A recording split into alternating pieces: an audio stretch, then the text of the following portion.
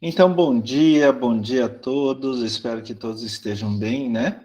Espero que tenham passado uma Páscoa muito boa, de muita paz, muita tranquilidade. Infelizmente, o Coxa perdeu ontem, mas assim, para ajudar, o Atlético também perdeu. Então, tudo bem, tá empate. Não tem problema nenhum. Brincadeira, viu, gente? Por favor, é brincadeira, tá? É só brincadeira. Eu sempre falo, para mim, futebol é como se fosse ir ao teatro, ir ao cinema, etc. É só uma diversãozinha. Mas vamos lá para o papo sério agora. Eu espero que todo mundo tenha passado, então, uma feliz Páscoa. Eu gostaria de desejar feliz Páscoa atrasado para todos vocês, né? Mas espero que esteja tudo bem. A gente teve um feriado, né? Agora, sexta, sábado e domingo. Alguns lugares até tiveram na quinta-feira, por causa da quinta-feira santa, né? Mas no geral foi sexta, sábado e domingo. Agora a gente vai ter mais um feriado, né? Então agora vai ser um pouco maior, então vai ser quinta, sexta, sábado e domingo. Eu não sei se vocês sabiam, pelo menos assim nos foi informado aos professores que a sexta-feira agora vai ser feriado também. A princípio, no calendário estava sexta-feira como aula, mas sexta-feira vai ser feriado. Eu tenho uma outra disciplina com outra turma, outro curso, na sexta-feira. Eu não me preocupo muito com isso, porque a disciplina está indo bem, sem problema nenhum, sem crise nenhuma, né? E, assim, agora eu não sei como vocês estão na disciplina de vocês de sexta-feira. Mas, a princípio, então, sexta-feira é feriado também. Então, vocês só vão ter aula segunda, terça e quarta. Eu queria avisar para vocês que semana que vem, no dia 25 de abril, é o prazo máximo para entregar o relatório da aula prática, tá? Lembrem-se de fazer o relatório baseado naquele template. Eu sempre digo, façam em cima do template, tá? Escrevam em cima, aquilo é um doc, então dá para vocês escreverem em cima, e tomem todos os cuidados, lembrando que uma introdução é uma mini revisão bibliográfica, tem que citar os autores, é Norma Vancouver, então cita no texto através de números, e daí tem que colocar na lista de referências pela ordem de entrada, né? Número um, número 2. Bom dia, Jennifer. Número um, número 2, etc. Isso é... Ah, Jennifer veio da noite. Ótimo, tá, Jennifer? Bom que você falou, tá? Eu vou até anotar aqui, Jennifer, para não... Jennifer Noite para amanhã. Então, Jennifer, à noite está uma aula atrasada, tá? Pode ser, sim, pode ser, Jennifer, sem problema nenhum. Só não esqueça de colocar o nome, tá? Até então eu vou... Gente, vocês não precisam mandar no chat, vocês podem falar também, tá? É, só, Jennifer, não esqueça de colocar o nome lá no trabalho, tá? Senão depois eu não sei. Até é bom se você colocar assim, se vocês colocarem Jennifer, e daí coloca do lado, manhã, para eu saber direitinho, para não ter problema. Está anotado aqui. Quando eu for corrigir, com certeza absoluta, eu vou ver o meu lembrete ali, tudo bem, né?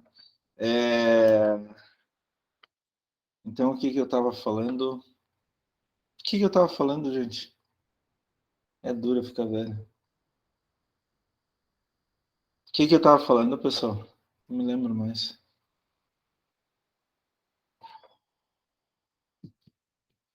Bom, vamos lá. Sobre o relatório. Obrigado, Pati. Gente, as normas do relatório. Tudo bem. Então, não se esqueçam de fazer uma introdução, que uma introdução é uma mini revisão bibliográfica. O último parágrafo é o objetivo. Material e métodos. Cuidado para não é, é, confundir com resultados, né? Então, material e métodos são exatamente os passos que a gente fez em todo o trabalho para obter resultados. E resultado, pH é resultado, aqueles números que a gente achou no pH, os de temperatura e os de bactéria. E tentem explicar o porquê daqueles resultados. Isso é muito importante, isso é extremamente importante. Lembrem-se que vocês têm que sempre pensar, vocês têm que sempre raciocinar sobre algo. Inclusive, eu vi uma reportagem essa semana passada, que agora, para certas áreas, o biomédico pode receitar, sim, medicamentos, tá? Eu não me lembro para quais áreas, são áreas meio restritas. Então, é assim, é mais ainda, maior ainda a responsabilidade de vocês pensarem, de vocês raciocinarem, não fazerem nada de automático, tá? Então, vamos tomar cuidado com isso, vamos cultivar esse ato de pensar, de raciocinar sobre algo desde a graduação. Daí, quando vocês forem formados, né, terminarem a universidade, vocês já vão estar acostumados a pensar. Isso vai ser algo natural para vocês. Então, isso é extremamente importante. Lembrem-se que a gente não quer formar profissionais quaisquer, a gente quer formar profissionais que vão realmente contribuir com a sociedade, vão fazer uma sociedade melhor. É isso que o Brasil precisa. E eu tenho certeza absoluta que vocês têm capacidade para isso. Capacidade, inteligência não falta. Vocês só têm que aprender a fazer as coisas, aprender a usar essa capacidade de raciocínio, essa inteligência que vocês têm, tá? Então, vamos aproveitar a universidade para colocar isso em prática. Depois, quando for a vida profissional, vai ser fácil para vocês, isso eu tenho certeza absoluta. Né? Então, vocês podem entregar até dia 25 de abril, às 23h59. Lembre-se, não precisa todo mundo da equipe entregar separadamente, pode um da equipe só entregar, mas tem que colocar o nome de todo mundo, né? Se não colocar o nome de todo mundo da equipe, eu não vou saber de quem que é e só vai ganhar a nota quem tiver o nome ali no trabalho. Tá? Não precisa de capa, contracapa, é direto o artigo, mas seguindo as normas do template, tá? Seguindo aqueles cuidados básicos do template.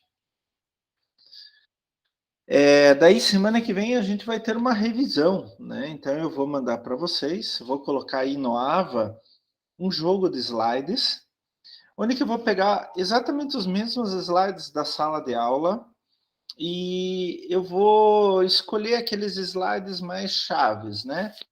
Para dar uma ideia melhor do que pode cair na prova. Eu já vou avisando, né, que vai cair tudo na prova, tá? Todas as matérias, menos a primeira aula, que foi a apresentação, né, de como a matéria funciona e tal. Então, da semana 2 em diante, inclusive a aula de hoje, tudo cai na prova, tá?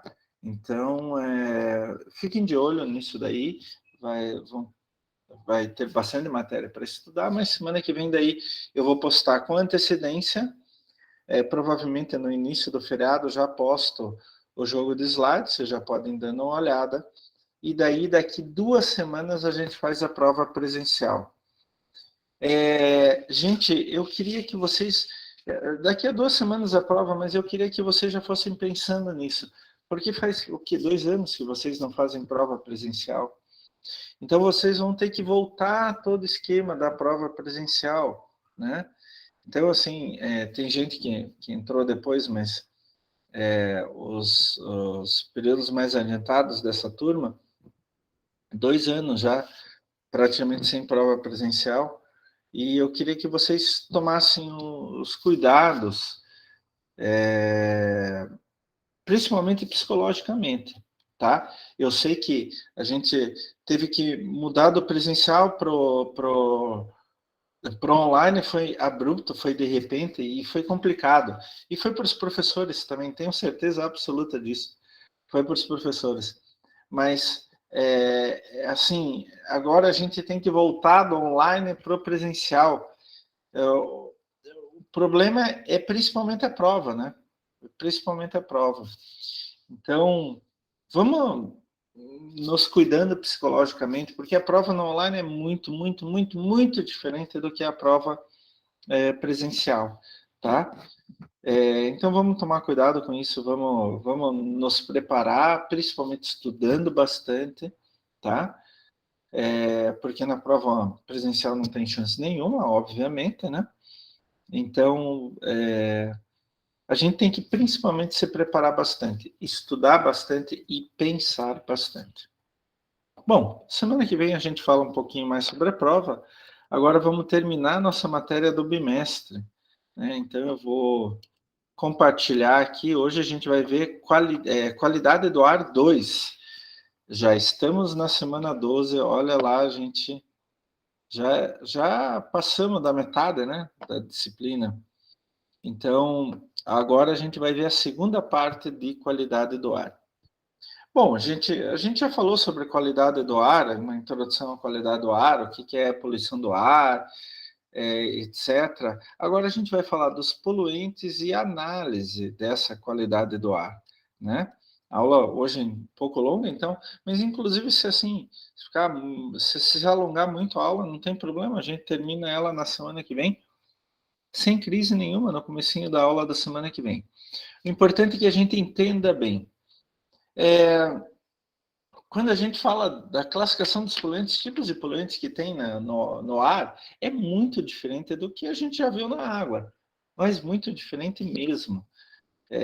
Assim, fisicamente, quimicamente, não tem nada a ver, as fontes dele não tem nada a ver, as formas dele não tem nada a ver com o que a gente viu na água, assim, é um outro mundo, né?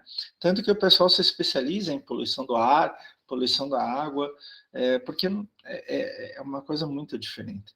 Por exemplo, quando a gente está falando em poluição do ar, a gente pode classificar os poluentes de diferentes formas. Vamos pegar minha caneta aqui, uma cor bem chamativa, um pouco mais de espessura. A gente pode classificar os poluentes de diferentes formas, por exemplo, quantas características físicas ou químicas. Então, tem os aerosóis ou materiais particulados e os gases ou vapores. Aerosol ou material particulado, imagine assim, vocês vão passar é, é, um desodorante em forma de aerosol, vocês vão passar um inseticida na casa em forma de aerosol. Ele está dentro do vasilhame na forma líquida, e daí ele tem um equipamento específico para transformar em gotículas. Isso é aerosol, tá? Quando a gente fala também, inclusive, tanto se falou durante essa pandemia que é, o, o SARS-CoV-2 ele pode ser passado através do aerosol da boca das pessoas, né? Então, quando você fala, você libera pequenas partículas no ar e essas partículas ficam em suspensão durante um bom tempo. Dependendo do tamanho das partículas, se forem um pouquinho maiores, elas caem imediatamente por causa da ação da gravidade, né? Dependendo, elas podem ficar no ar um bom tempo e elas viajam no ar um bom tempo, também um bom espaço, né? Isso é aerosol. E material particulado é isso mesmo. São pequenas partículas sólidas que ficam em suspensão no ar. Então vamos imaginar que a gente está dentro da sala de aula, né? Tem uma área, um volume determinado, e ali está cheio de aerosol e material particulado. Então, como exemplos, partículas líquidas ou sólidas em suspensão no ar, poeira, fumaça, fuligem, né? Inclusive, são os aerosóis e materiais particulados que dão algumas vezes, essa impressão de névoa quando tem muita poluição, né? Fumaça, como a gente vê no normal, aquela fumaça branca ou fumaça negra, é material particulado.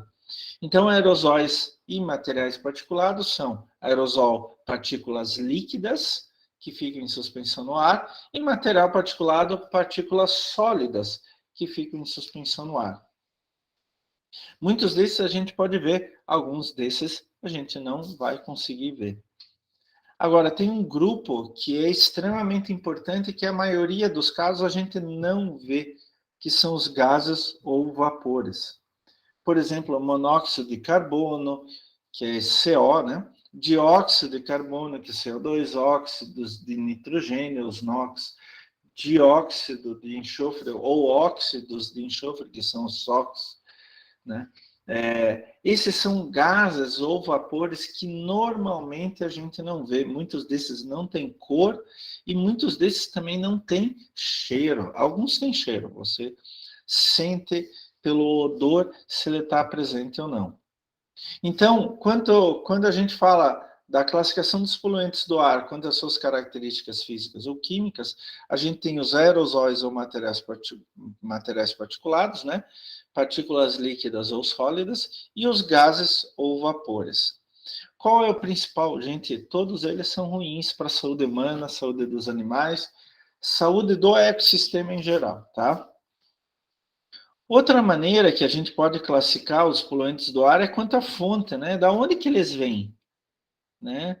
Então, quanto à fonte, é muito importante a gente também saber, porque eles podem ter daí serem diferentes tipos de poluentes, né? Por exemplo, fontes móveis, como automóveis, aviões, caminhão, motocicleta e etc. E fontes estacionárias, indústrias. Gente, isso é óbvio, né? Fonte móvel é aquela que se move de um lugar para outro. Fonte estacionária é aquela que fica no lugar, né? Então, eu tenho lareira em casa, já estou acendendo a lareira, eu tenho madeira daqui mesmo de casa, então eu tenho uma fonte estacionária de poluição do ar. Ô, professor, o senhor é da área ambiental e polui o ar? É que é o seguinte, gente, é bem interessante isso. Eu queimo madeira daqui do meu terreno mesmo. Só que eu tenho um monte de árvore. Então, eu contrabalanço as emissões. Como as árvores absorvem muito CO2, e o que mais tem do que sai da lareira é CO2, é praticamente tudo CO2, tem alguma coisa de fuligem, fumaça, mas as próprias árvores seguram isso aqui no meu terreno. Então, o balanço é, ele é quase zero, praticamente zero. Mas é claro que quando eu saio com o meu carro para ir no supermercado, para ir na universidade, para ir passear, para levar meus filhos em algum lugar, eu estou poluindo o ar também através de fontes móveis. Eu vou viajar de avião, eu estou poluindo o ar através de aviões. Inclusive, os aviões são grandes poluidores do ar, tá? Muito poluidores do ar. Mas, infelizmente, a gente ainda não conseguiu tecnologias para aviões de forma segura que a gente poluísse menos. Já tem alguns pequenos aviões que são movidos a álcool e não querosene de aviação, que poluem menos. Mas ainda não tem essa tecnologia para grandes aviões. Tá? É muito complicado isso.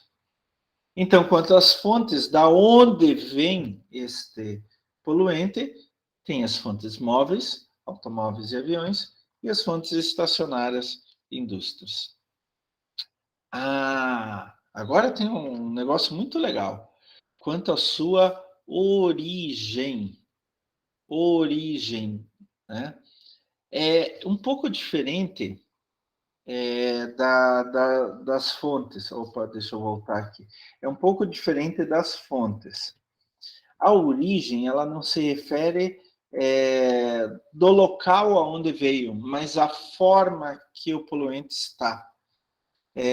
Se ele teve uma derivação ou não. Se ele é derivado de alguma coisa ou não. E daí a gente pode classificar em dois grandes grupos, os primários e os secundários. Eu acho que pelo nome a gente já começa a tirar algumas conclusões, né? Primários são aqueles poluentes que são emitidos diretamente pelas fontes de emissão naquela forma. Por exemplo, olha a figura aqui, ó. Eu tenho indústria, eu tenho carro, e eles emitem óxidos de nitrogênio, azoto, nitrogênio e óxido de enxofre. Esses são poluentes primários. Os óxidos de nitrogênio e óxido de enxofre fazem mal para o meio ambiente? Muito.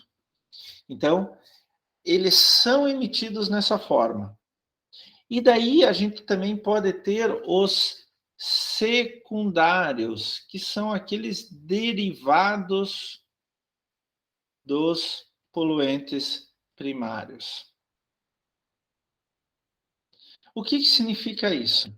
Então, eu jogo óxido de nitrogênio, óxido de enxofre no meio ambiente, só que as condições físico-químicas, as condições ambientais, elas vão fazer com que esses óxidos sejam transformados. Então, eu não vou mais ter aquele poluente original, eu vou ter um poluente derivado do original. Isso é um poluente secundário. São aqueles formados na atmosfera pela reação química entre poluentes primários e constituintes naturais da atmosfera. Então, olha, ficou pequeno aqui, mas vamos imaginar aqui, ó, eu tenho óxido de nitrogênio e ele vai se combinar com oxigênio e água para formar ácido nítrico. Pô, mas professor, ácido nítrico é forte pra caramba. Olha, eu tenho óxido de enxofre. Ele vai se combinar com oxigênio e água da atmosfera e vai formar ácido sulfúrico, né? Pô, professor, isso é mais forte ainda. Teve uma história, né, que uma vez eu estava na graduação no laboratório, eu acho que eu estava no primeiro período ainda, e eu estava pipetando, né? Vocês pipetaram a aula com micro-organismos, né? Eu estava pipetando e eu não conseguia pipetar com pera de jeito nenhum. Não conseguia, não conseguia. Já estava meia hora tentando. Por isso eu até comentei na aula prática com vocês, né, que eu odeio pera, eu não consigo pipetar com pera. Só que aquele é outro aparelhinho lá. Daí eu fui pipetar com a boca e era ácido sulfúrico. E entrou uma gotinha de ácido sulfúrico. Gente, eu entrei em desespero. Entrou na minha boca uma gotinha de ácido sulfúrico. Eu entrei em desespero porque é um ácido forte, né? Graças a Deus não aconteceu absolutamente nada comigo, nada, nada, nada, nada. Foi uma gotinha, já limpei e não teve dano nenhum. Não deu tempo de dar dano, né? Mas é complicado isso. Então, o ácido nítrico e o ácido sulfúrico são poluentes secundários, porque eles são formados. Mas professor, a gente de repente pode jogar ácido nítrico, ácido sulfúrico direto no ambiente. Pode, tem muitas coisas que jogam, tá? Mas não necessariamente. Boa parte do ácido nítrico, ácido sulfúrico que tem na atmosfera é formado a partir da oxidação de óxidos de nitrogênio, NO2, e óxidos de enxofre, SO2, tá? E daí vão formar, respectivamente, ácido nítrico e ácido sulfúrico. Daí, professor, o que faz esse ácido nítrico e ácido sulfúrico? Eles se combinam com água e daí cai na forma de gotas. E dá o que a gente chama da famosa chuva ácida, né? Eu tive um amigo que estudou durante o período comunista da Alemanha Oriental, estudou o efeito da chuva ácida em alguns organismos do solo. O Thomas Schwalbe, lá em Görlitz, ele, na verdade, fez o doutorado dele em Dresden, mas ainda durante o período da Alemanha Oriental. Ele nasceu e cresceu na Alemanha Oriental. E ele notou que a chuva ácida mata árvores, né? E daí essas árvores mortas, elas vão abrir maior luminosidade para o chão e vai se formar o que a gente chama de subbosque. Pequenas plantas que vão se desenvolver que antes não se desenvolviam porque as árvores, as grandes árvores de cima, sufocavam as pequenas, né? Então, a chuva ácida, ela que dá um dos grandes problemas para esculturas, para construções em geral. A chuva ácida ela vai se depositando na superfície das esculturas e vai corroendo aquelas esculturas, corroendo aquelas esculturas. Professor, mas quais são os principais poluentes? Nossa, tem um monte, gente. Eu vou dar só alguns aqui para vocês, assim que são mais importantes, tá? O primeiro são as partículas inaláveis e fumaças menores do que 10 micra de largura, que a gente chama então de PM10. PM10, partículas abaixo de 10 micras, tá? a gente chama PM, vem do inglês, Particulated Material, né? Mas a gente usa a mesma notação, né? A gente continua usando a mesma notação, PM10. Então, são partículas inaláveis abaixo de 10 micra de largura. Então, são partículas de material sólido ou líquido que ficam suspensas no ar. É neblina, poeira, aerosol, fuligem, fumaça. Elas vêm principalmente de processos de combustão interna, principalmente de veículos automotores, né? Então, carro, moto, caminhão, ônibus, etc., e alguma coisa de indústria também. Tem alguma coisa formada na atmosfera que é chamada um aerosol secundário. Faz danos à vegetação, deterioração da visibilidade, contaminação do solo e problemas respiratórios. A gente tem um grupo que é mais amplo do que PM10, que são as partículas totais em suspensão. Então, é todo o material particulado em suspensão no ar que seja menor do que 100 micra. Então, ele engloba, tá? Deixando bem claro, ele engloba PM10. Então, material particulado, partículas em suspensão, é PM só. E daí, dentro dessa, tem PM10 e tem PM2,5 também. Então, vem principalmente processos industriais, veículos motorizados. Ah, olha só, poeira da rua em suspensão, né? Principalmente rua de saibro, quando está muito seco, passa o carro e levanta tudo aquilo, né? Aquilo é material particulado maior do que 10 micra, menor do que 100 micra. Quando você queima alguma coisa, por exemplo, eu na minha lareira, eu libero muita partícula em suspensão, e etc. E tem fontes naturais, como pólen, aerosol marinho, solo, etc. De novo, danos à vegetação, deterioração da visibilidade, contaminação do solo e assim por diante. Tem o dióxido, os óxidos de enxofre, cujo principal é o dióxido, né? Quando eu estou falando óxidos de enxofre, eu estou falando, a gente tem uma notação generalizada chamada SOx, enxofre, oxigênio e X, que é o número variável de oxigênio que tem nessa partícula. O mais comum, o SOx mais comum, é o SO2, ou dióxido de enxofre. Gente, é um gás incolor, então ele não tem cor, você não consegue ver, mas ele tem um cheiro muito forte. A gente fala que é semelhante ao gás produzido na queima de palito de fósforo. Então, quando você queima um palito de fósforo, imediatamente sai um cheiro bem característico. Ele fica por pouco tempo ali, porque é uma quantidade muito pequena, né? Ele ainda pode ser transformado em SO3, que com água vai passar para H2SO4, que é o ácido sulfúrico. É o principal precursor de sulfatos, sulfato é SO4, tá? SO4-2.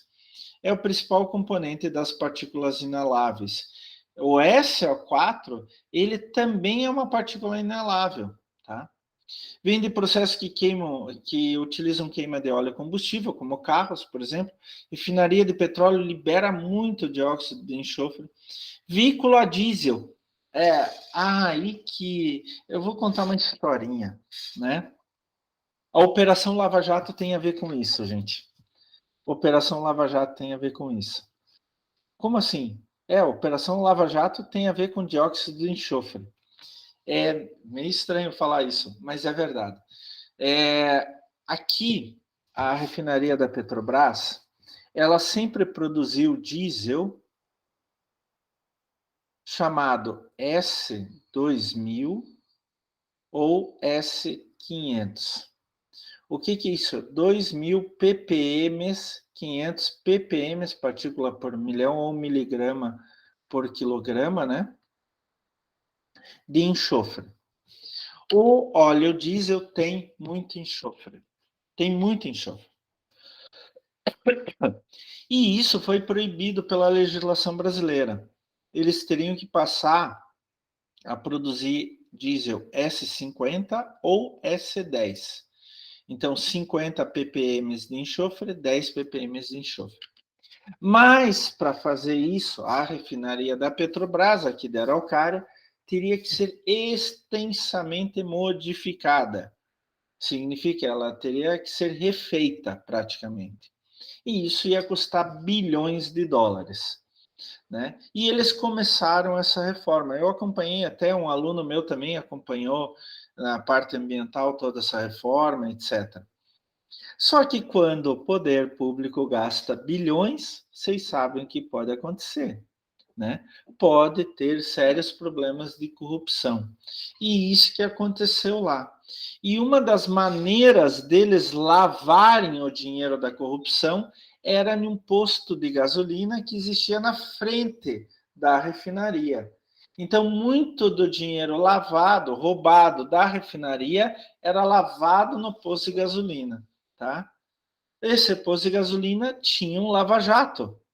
Então, eles apelidaram a operação de Operação Lava Jato por causa do posto de gasolina que era usado como lavagem de dinheiro nessa operação de reforma da refinaria da Petrobras em Araucária, a famosa Repar. Hoje, todo óleo diesel produzido no Brasil ou é S50 ou é S10. Então ele libera bem menos enxofre do que liberava antes, tá? Chegou um tempo que era S2500, 2.500 ppm de enxofre. Era complicado. E vem da produção de papel e celulose também, né? Grandes fábricas de papel e celulose podem liberar muita quantidade de dióxido de enxofre. Pode levar a chuva ácida a causar corrosão aos materiais e danos à vegetação. Monóxido de carbono, famoso CO. Aí é um problema. Aí é um problema sério, porque é um gás incolor, você não enxerga, inodoro, você não sente cheiro, e insípido, não tem gosto. É um problema muito sério tudo isso, porque algumas vezes você inala uma quantidade grande de monóxido de carbono e você não está sentindo que está inalando. Ele vem principalmente da combustão incompleta em veículos, em carros, né? O que acontece? O monóxido de carbono reage com a hemoglobina e transforma ela em carboxihemoglobina. Então, a hemoglobina, ela não carrega mais oxigênio, ela vai carregar CO. Ela vai carregar o carboxi, que é o radical carboxi, que é o CO. Né? Então, o sangue perde a capacidade de transportar oxigênio, então não faz mais a troca gasosa com oxigênio com os diferentes tecidos, principalmente o cérebro, né? Que é um dos órgãos que mais precisa de oxigênio em todo o nosso corpo. É muito complicado, gente, é muito complicado. Isso é chamado a morte branca, né? A pessoa nem sente que está morrendo. Então você vê aqueles filmes americanos, né? Infelizmente é muito comum isso aparecer. O cara se tranca na garagem, fecha toda a garagem e liga o carro, né? E daí ele morre dormindo, porque primeiro faz um efeito de torpor, de sonolência, daí já está trocando na hemoglobina, já está trocando oxigênio por monóxido de carbono, né? E depois isso vai avançando e de repente a pessoa não tem mais oxigênio, ela morre sufocada. Mas primeiro dá um torpor, a pessoa adormece e daí ela vai morrendo dormindo. Gente, isso é duro de falar isso, mas é uma coisa que Hitler usava para matar judeu, por exemplo. Era horrível. As primeiras câmaras de gás que Hitler fez, né, o nazismo fez, foi em caminhões. Então eles colocavam o cano de escapamento para dentro do caminhão, era um caminhão baú, né? Tipo o caminhão baú, e colocavam as pessoas lá dentro e saíam andando. Depois de alguns quilômetros, as pessoas estavam mortas dentro do caminhão. Só que,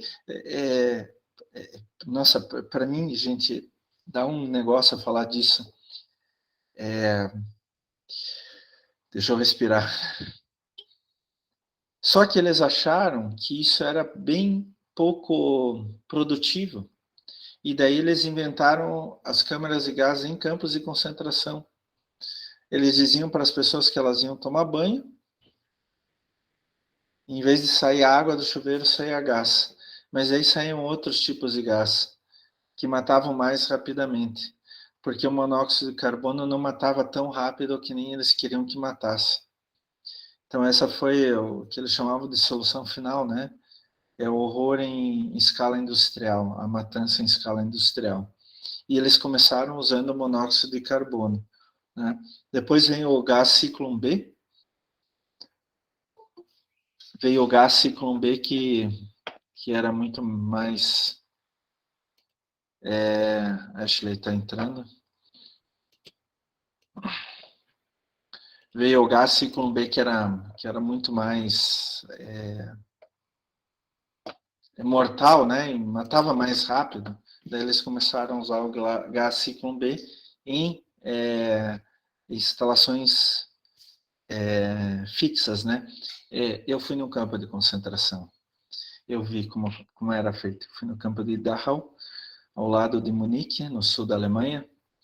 Não era o maior campo, foi o primeiro campo de concentração deles, mas não era o maior campo. Auschwitz era muito maior, por exemplo. Tem gente querendo entrar. A Ivone está entrando. Então, assim, monóxido de carbono foi um dos gases utilizados pelos nazistas também para matar seus inimigos, né? Isso era muito triste. A gente tem entre os poluentes do ar, a gente também tem o dióxido de nitrogênio ou os óxidos de nitrogênio, que a gente chama de NOx, mas o principal é o dióxido, tá? É um gás marrom avermelhado com odor forte e muito irritante. Então, quando tem dióxido de nitrogênio no ar, você sente facilmente. Inclusive, ele tem cor, ele tem cheiro muito forte e, quando em contato com a pele, ele irrita. Então, você sente o dióxido de nitrogênio facilmente. Ele pode levar à formação de ácido nítrico, né, como poluente secundário no ar, nitratos em geral, né, que fazem parte das partículas inaláveis, e outros compostos orgânicos tóxicos. Tem uma série grande de compostos à base de nitrogênio que são extremamente tóxicos. De novo, vem de veículos automotores, processos industriais, usinas termoelétricas que usam óleo ou gás, plantas de incineração também formam dióxido de nitrogênio ou NOx em geral. De novo, podem levar à forma de chuva ácida, danos à vegetação, à colheita e etc. Um outro poluente muito importante que a gente tem que se precaver quanto a isso é o ozônio, né? O O3. A gente já falou da camada de ozônio lá na mesosfera, né? Então, a camada de ozônio protege contra a radiação UV, faz com que a gente não morra frito, né? Ou tenha câncer de pele, essas coisas assim. O ozônio é ótimo, lá em cima, lá na atmosfera, né? Mas quando ele está mais para baixo, na troposfera, onde a gente vive, mais próximo ao solo, ele tem uma grande capacidade oxidativa, diminuindo a resistência orgânica e levando, assim, a infecções respiratórias. Então, você perde muito da tua resistência e qualquer coisa pode te dar infecções, principalmente de cunho respiratório, tá? O ozônio é um gás incolor, inodor em concentração, nas concentrações ambientais, e ele aparece muito mais na chamada névoa fotoquímica. Ele não é emitido diretamente para a atmosfera, porque o ozônio ele é muito instável. Você produz ozônio, ele não fica nem segundos na atmosfera. Ele já se dissocia formando O2, tá? Ele é produzido fotoquimicamente pela radiação solar sobre os óxidos de nitrogênio e outros compostos voláteis. Então, os NOx com a radiação solar, vai quebrar os NOx e formar, entre outras coisas, ozônio. Por isso a gente chama ozônio de um poluente secundário. E daí eu quero fazer uma observação no ozônio, muito interessante. Na biomedicina estética se usa muito ozônio. No tratamento de água, tratamento de esgoto, pode-se usar ozônio. Então, por exemplo, eu tinha uma aluna da biomedicina, que ela tem uma clínica de estética, e ela falou, professor, eu tenho uma máquina que faz ozônio. Quando eu dei essa aula, eu tenho uma máquina que faz ozônio e eu uso na minha clínica estética. E eu, particularmente, não conhecia isso, gente. Sério, eu não conhecia. Mas tem nexo. O ozônio, ele tem uma capacidade de esterilização, ele tem uma capacidade de decomposição de proteínas, por exemplo. Então, ela estava me contando que ela aplica ozônio na pele para limpar a pele, principalmente de bactérias e outros organismos vivos, micro-organismos, alguns ácaros e etc., que podem estar nos poros da pele, tá? Então, ela aplica ozônio aqui e mata esses organismos, tá? Como que ela faz a aplicação? Ela tem um equipamento bem pequenininho, que tem uma pequenininha assim, mais ou menos esse tamanho, que tem grande parte ocupada por um depósito de água. Água normal, H2O, pode ser água da torneira, sem problema. Ele esquenta essa água, a água vira vapor, então ela vira H2O na forma de vapor. Ela pode aplicar tanto vapor da água para aquecer e abrir os poros, quanto ela pode aplicar ozônio. Então, eu me lembro, desculpa se eu estou errado, tá? Mas eu me lembro alguma coisa, como ela comentou, que ela primeiro esquenta a água e aplica vapor de água. Esse vapor de água abre os poros, faz com que os poros abram.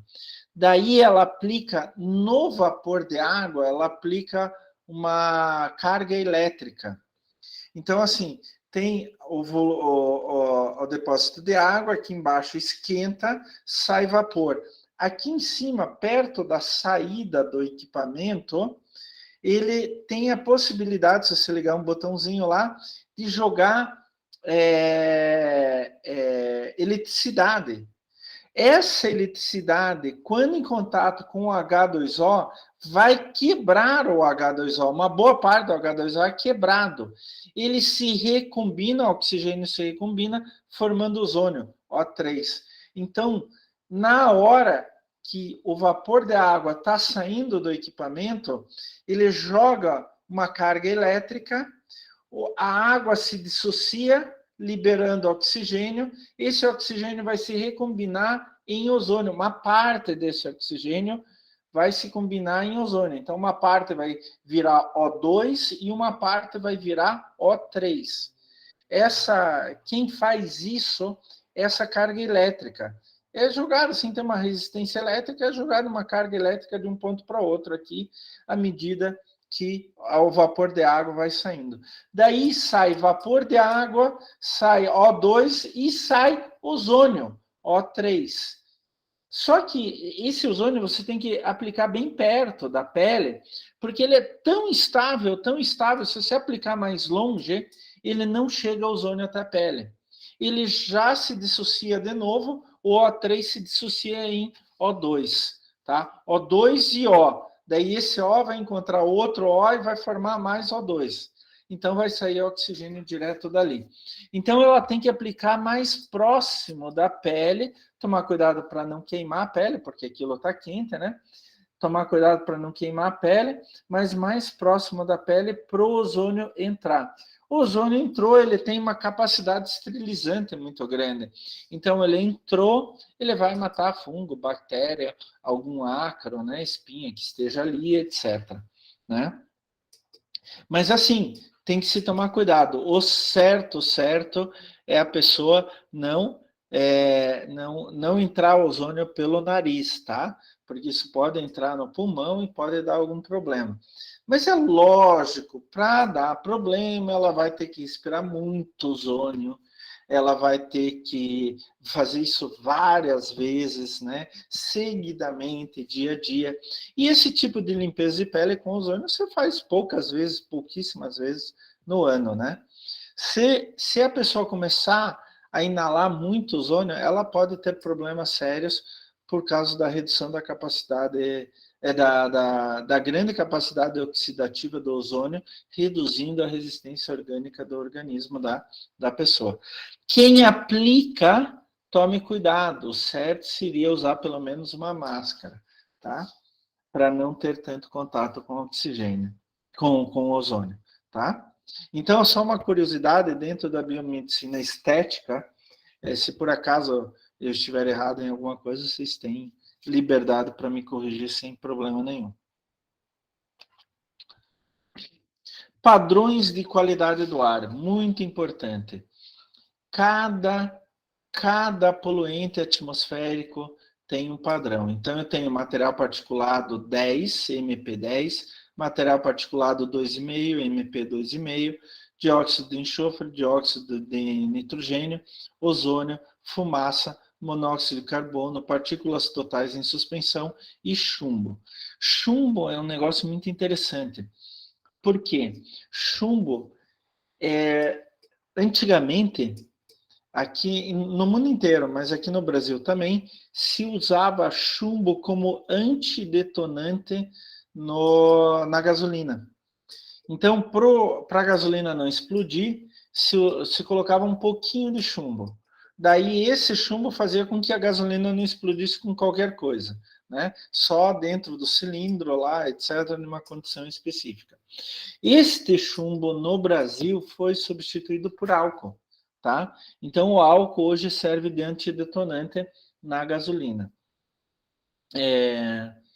Mas interessante que, apesar do chumbo na gasolina ter sido proibido no Brasil desde, acho que década de 70 ou começo da década de 80, ainda tem muito chumbo no ar por causa da gasolina e muito chumbo à beira das estradas.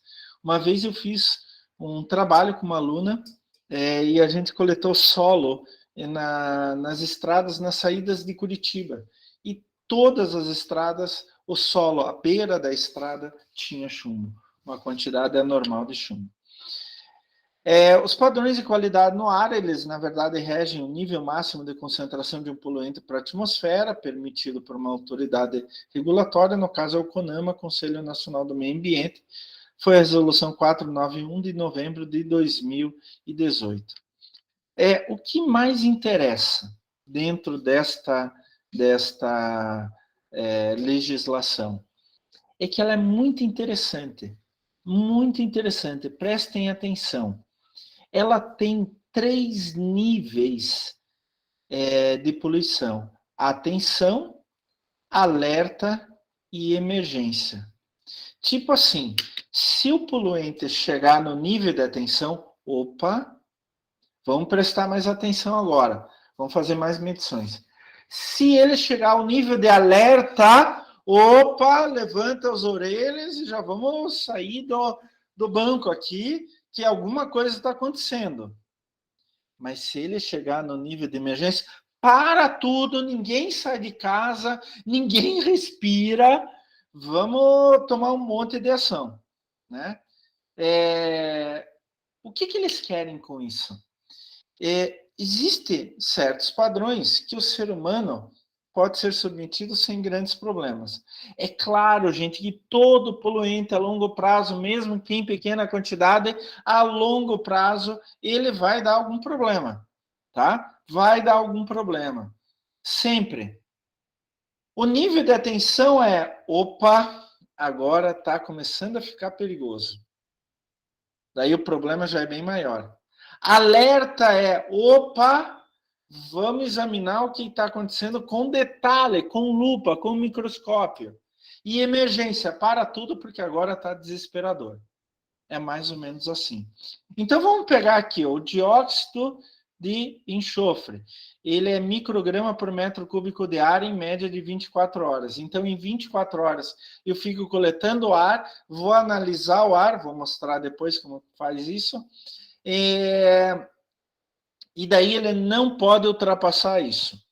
Quando chega a 800 microgramas por metro cúbico de ar, é estado de atenção. Agora vamos começar a prestar mais atenção. Quando chega a 1.600, que é o dobro, é estado de alerta. Opa, agora o negócio está ficando ruim. Quando chega a 2.100, parem de respirar. Não saiam de casa, não façam nada, tá? Isso é a diferença entre atenção, alerta e emergência, tá? Eu acho que isso é a coisa mais legal, é mais importante dessa legislação. A mesma coisa com material particulado abaixo de 10 micra e material particulado abaixo de 2 micra e meio. Então, abaixo de 10 micra é 250, 400 e 500 microgramas por metro cúbico. Abaixo de 2,5 é 125, 210 e 250. O monóxido de carbono em ppm, miligrama por quilograma, que é a média móvel de 8 horas. Atenção é 15 ppm, alerta é 30 ppm e emergência 40 ppm. O ozônio ele faz mal, mas ele é mais permissível, né? Micrograma por metro cúbico em média móvel de 8 horas. Quer dizer, você fica durante 8 horas coletando e tem que dar isso daí. 200 micrograma por metro cúbico, atenção, alerta é 400 e emergência é 600. E o dióxido de enxofre também micrograma por metro cúbico, média de 1 hora, tá? A atenção é 1.130 microgramas por metro cúbico, alerta 2.260 microgramas por metro cúbico e emergência é 3.000 microgramas por metro cúbico, tá? Existe ainda a possibilidade de episódios críticos, onde que você tem a manutenção das emissões em condições meteorológicas desfavoráveis à dispersão dos poluentes por 24 horas. É o que a gente chama de inversão térmica. Normalmente, os poluentes do ar são mais quentes. Quando você tem um gás ou mesmo material particulado mais quente, ele tende a subir. Pense em um balão de ar quente, né? Aqueles balões que apareceram na novela lá da Capadócia, né? Bonito lá, Capadócia na Turquia, né? Uma região linda que todo mundo vai de balão. Olha que romântico, né? Então, pense em um balão de ar quente como que apareceu naquela novela. O ar quente é mais leve, ele sobe. Então, normalmente, os poluentes do ar são mais quentes, eles sobem. Mas algumas vezes pode acontecer um fenômeno chamado inversão térmica. Isso é muito interessante. Eu já vi acontecendo em Curitiba, tá? Não é muito comum. Mais comum é em São Paulo. Só que o que acontece? Eu tenho muito poluente próximo da superfície, tá? E eu tenho uma camada de ar frio em cima. Uma camada de ar frio em cima. O ar frio é mais pesado. Por quê? No ar frio, no tempo frio, as moléculas ficam mais próximas uma da outra. Então, o ar frio é mais pesado. O ar quente, poluentes, que está embaixo, que a gente produz próximo ao solo, ele é mais leve, ele tende a subir, só que ele não consegue subir. Ele fica preso próximo à superfície por causa do ar frio que está em cima. Isso é chamado inversão térmica, e isso só acontece no inverno. Então, por exemplo, agora em São Paulo, com certeza vai acontecer pelo menos 2 ou 3 episódios de inversão térmica. Em Curitiba eu já vi acontecer, não é tão comum. Sabe como você pode ver inversão térmica? Quando você vê no horizonte, assim, ao longe, né? Você vê de um certo nível para cima, céu azul. E de um certo nível para baixo, junto ao solo, você vê névoa. Isto é inversão térmica. O ar frio em cima, ele não deixa a poluição embaixo subir. Uma névoa mais escura, tá? Mais cinza, cinza claro, indo para o cinza escuro até preta. Daí isso é inversão térmica. E daí, como os poluentes que são ar mais quente não conseguem subir, eles ficam naquela faixa, e daí você fica respirando aquilo. Isso é chamado um episódio crítico. Até o ar frio sair, e daí este ar quente com os poluentes, ele sobe para a alta atmosfera, daí ele é disperso pelas correntes de ar na alta atmosfera. Né? Então, daí não tem mais problema.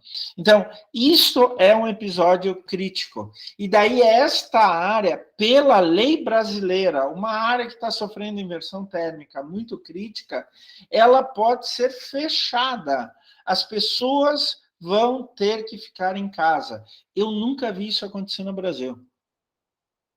Mas já ouvi falar de outros casos, como Cidade do México e outras cidades que ocorreu a aversão térmica e era tão drástica que as pessoas tinham que ficar em casa.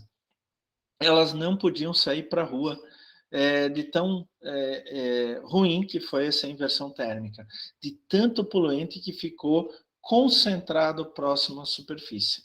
Tá? Então, nível de atenção, nível de alerta e nível de emergência. Tá? Professor, mas vamos pegar o exemplo do dióxido de enxofre. Né? Digamos que eu estou medindo o dióxido de enxofre aqui, ó, e deu 600. Ótimo, não precisa se preocupar. Quer dizer, é bom? Não, não é bom. Qualquer poluente no ar nunca é bom. Mas ele ainda não chegou no nível de atenção. Agora, chegou 800 numa média de 24 horas, daí você tem que começar a ver o que está acontecendo.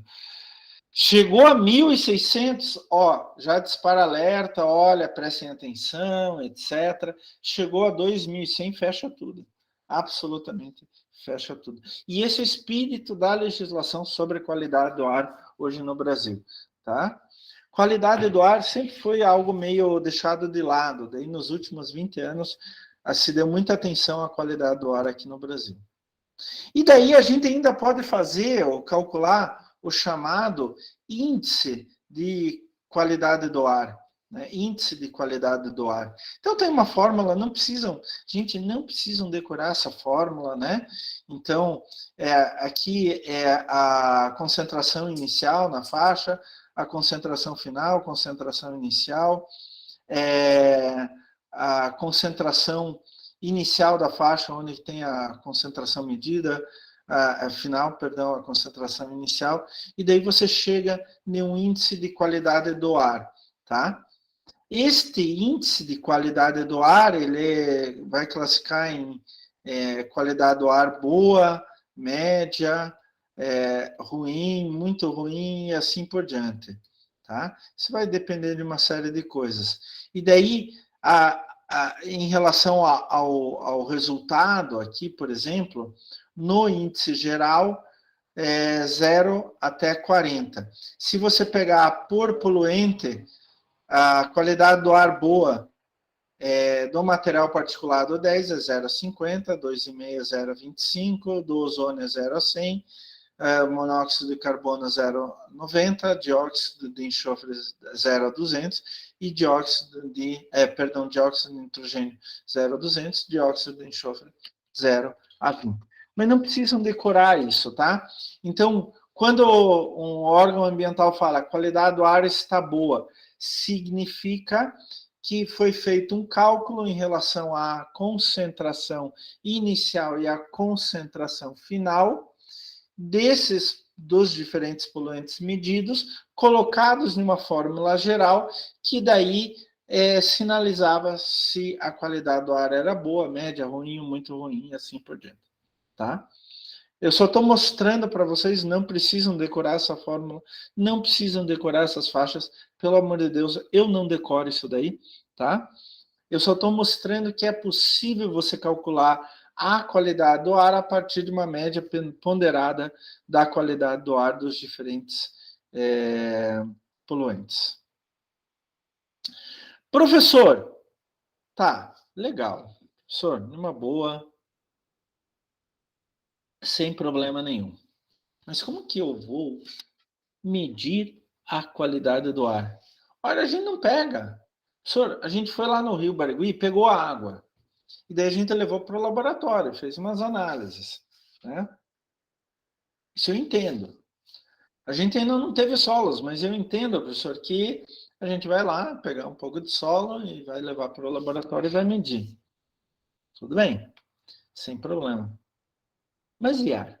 Como que a gente faz? A primeira coisa, a gente precisa dos amostradores. A gente precisa amostrar o ar, pegar amostras do ar. E eles podem ser passivos, ativos e automáticos. Tá? Pelo nome vocês já entendem, né? Passivo é que ele fica esperando as coisas virem até ele, né? Então, o aluno é passivo, então o aluno fica esperando que o professor faça tudo, né? O aluno é ativo.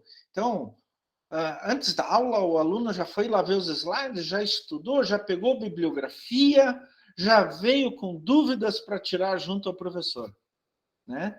E automático é aquele que vai fazendo automaticamente, né? Pelo nome, então, você já começa a imaginar como são esses amostradores. O primeiro grupo de amostradores são os passivos. Passivo é aquele que espera que o ar chegue até ele. Ele não faz nada. Ele só fica esperando o ar chegar até ele, né? Então, normalmente, eu já vou mostrar para vocês em outro desenho, mas normalmente é um tubo, tá? Onde que um lado do tubo é aberto e vai entrar o ar, tá? E no outro lado do tubo eu tenho um coletador. Aqui é fechado e eu tenho um coletador, né? Normalmente tem aqui uma membrana que o ar vai encostar aqui e vai depositar alguma coisa aqui. Tá? Então, a amostra é obtida por difusão molecular com tubo ou disco amostrador. Tá? Já vou mostrar em detalhes para vocês. A característica é que a gente deixa por um tempo definido. Então, a gente deixa este amostrador em algum lugar e o ar vai entrando sozinho, nada vai puxar o ar, ele vai entrando sozinho e vai depositando tudo que está no ar ali. Tá? Este amostrador pode ser um papel filtro, por exemplo, para partículas, ou pode ser uma esponja com algum produto químico que, quando vai entrar um gás qualquer, por exemplo, óxido de nitrogênio, dióxido de enxofre, ozônio, ele fica preso naquela espuma. Então, tem uma espuminha que é embebida por uma substância química, vai depender do gás que eu quero mostrar.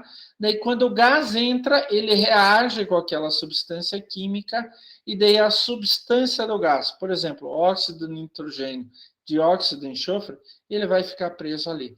E a gente pega aquela espuma, pega aquele filtro qualquer e leva para o laboratório para analisar. Aqui tem um detalhe maior. Aqui eu tenho tubo, né? É um tubo grande, e aqui, isso daqui que aparece aqui é só essa parte.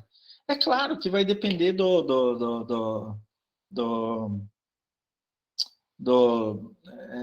que você quer mostrar e etc.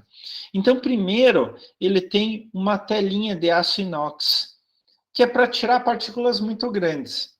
Daí eu tenho um filtro de Teflon e tenho um filtro de celulose impregnado, que nem se fosse filtro de café, tá? Filtro de café é um filtro de celulose, tá? Esse Teflon e esse aço, tela de aço inox, não são necessariamente obrigatórios, tá? Vai depender do que eu quero mostrar. Então, o ar entra por aqui e partículas bem maiores, isso é só para tirar partículas bem maiores, Quer dizer, essas duas membranas é para selecionar o tamanho das partículas, tá? E daí o ar entra, ele vai entrando e fica nesse filtro de papel. Aqui eu posso ter uma espuma também. Em vez de um filtro de papel, uma espuma. Eu vou impregnar ela, com algum líquido para fazer uma armadilha para o gás. Professor, mas eu só quero ver material particulado, PM10, PM2,5. Ah, então eu não preciso nem impregnar, tá? Ah, eu quero ver um gás, então eu vou impregnar com alguma coisa que vai servir de armadilha para o gás. E é mais ou menos assim que funciona. É bem simples. Existe um método que o amostrador é desse tamanho. É desse tamanho assim, gente. Estou falando para vocês, 3 centímetros mais ou menos. Ele não tem um tubo, aliás, ele é um tubinho, mas o tubinho inteiro ele está com uma espuma que é impregnada com algum produto químico. Este amostrador, os funcionários de uma fábrica podem colocar com clips aqui na camisa, no bolso da camisa. E daí eles deixam durante o horário de trabalho inteiro.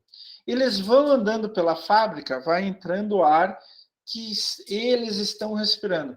Por que no bolso da camisa? Porque fica perto do nariz, tá? É um lugar que não atrapalha e fica muito perto do nariz, alguns centímetros. Então, o ar que entrar nesse amostrador passivo, ele é muito próximo quimicamente ao ar que a pessoa está respirando, tá? Tá mais ou menos na mesma altura. Então, ele vai amostrar o ar que a pessoa está respirando dentro da fábrica. E daí vai lá 8 horas, tira aquilo, leva para o laboratório e mede o que tem. E daí, isso eu já vi vários trabalhos sendo feitos assim, inclusive aqui em Curitiba, tá? Algumas fábricas de Curitiba já fizeram isso, para exatamente ver qual é a qualidade do ar que o funcionário da empresa respira todos os dias, tá? Pode ser dióxido de enxofre, os óxidos de nitrogênio, dióxido de carbono, monóxido de carbono, material particulado, enfim, pode ser uma série diferente de coisas. Agora eu quero fazer um experimento com vocês. Sabe o que vocês podem fazer na casa de vocês? Vocês podem fazer um amostrador passivo desses. Bem simples, bem simples, bem simples. Peguem um papel filtro. Pode ser filtro de papel de café. Eu não sei se vocês tomam café, se vocês tomam, fazem com filtro. Eu tenho aqui uma cafeteira elétrica que eu uso papel filtro Melita, né? Vocês sabem aquela fábrica, né? Famosa Melita, né? Para mim, eu acho melhor papel filtro. Ele não se dissolve, etc. Ele aguenta bem ali, não passa nenhuma partícula sólida do café. Então, eu acho melhor papel filtro. Vocês podem impregnar com um pouquinho de água, só um pouquinho, não muito, por favor, só gotas assim para ficar úmido. Pegue abram, né, o papel filtro, peguem um pratinho pequeno, pode ser esses pratinho de café, né? Coloquem o papel filtro impregnado com um pouquinho de água, um pouquinho só, tá? E coloquem em cima da geladeira, de um armário ou em cima de uma mesa e deixem uma semana lá. Daí vocês podem ver como que está aquele papel filtro. Se tiver muita poeira na casa de vocês, esse experimentozinho é principalmente para material particulado. Se tiver muita poeira na casa de vocês, esse papel filtro vai impregnar bastante. E ele vai chegar a ficar mais escuro. Vai ficar mais escuro do que branco. Se tiver pouco material particulado no ar dentro da casa de vocês, a tendência dele é ficar mais branco do que escuro. Façam esse experimento, tirem fotos, mandem para o professor Klaus ver como que está a casa de vocês.